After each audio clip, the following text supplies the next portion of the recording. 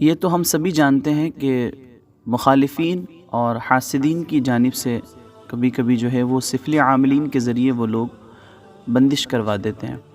لیکن اس کے علاوہ بھی بندشیں لگنے کی کئی ساری وجوہات ہیں۔ اس میں سے ایک وجہ جو ہے وہ آج ہم بیان کر رہے ہیں کہ معاملہ یہ ہے کہ اس کے بارے میں لوگوں کو معلوم نہیں ہوتا ہے، اور وہ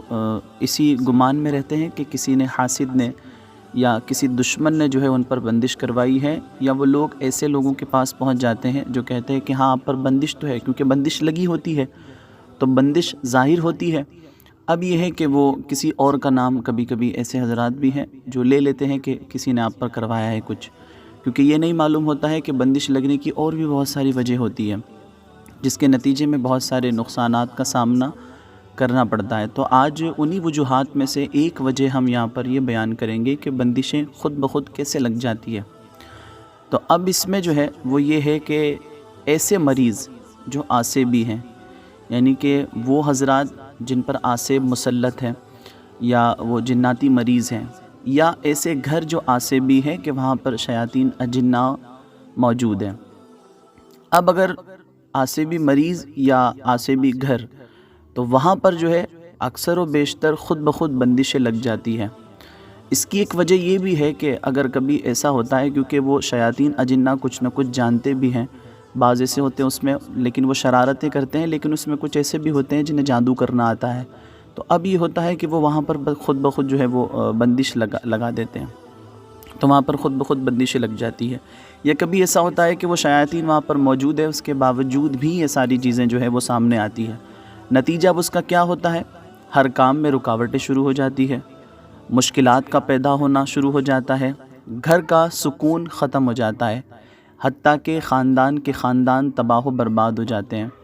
آپسی تعلقات نفرت اور عداوت میں تبدیل ہو جاتے ہیں،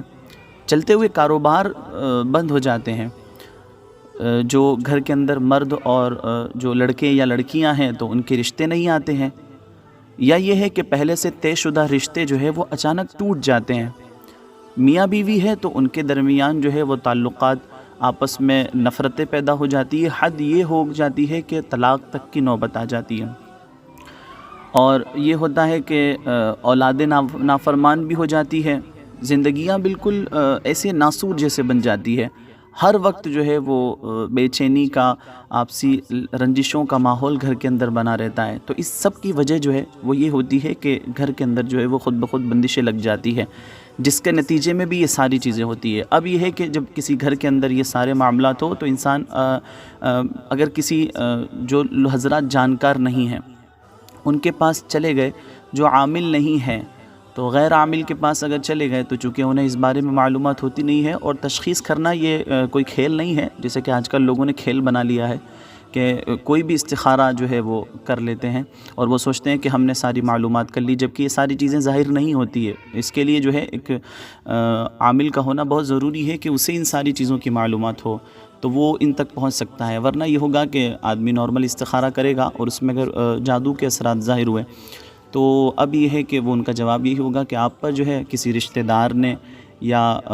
گھر میں سے ہی کسی نے یا کسی حاسد نے آپ پر جو ہے وہ جادو کروا دیا ہے، اس وجہ سے آپ کے ساتھ یہ سارے معاملات ہو رہے ہیں۔ اب یہ ہے کہ مریض جو ہے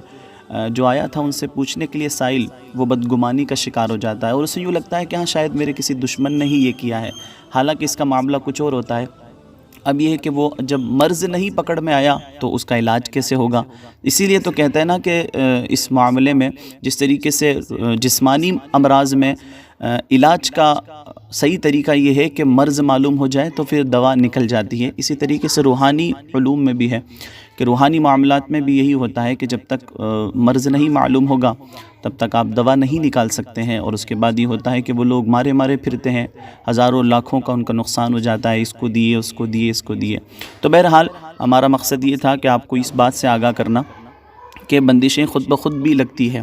اللہ تبارک و تعالی ہماری حفاظت فرمائے۔ انشاءاللہ تعالی اور کچھ معلوماتی باتیں ہم جو ہے وہ لے کر کے آئیں گے، اور کچھ وجہ اس کی بیان فرمائیں گے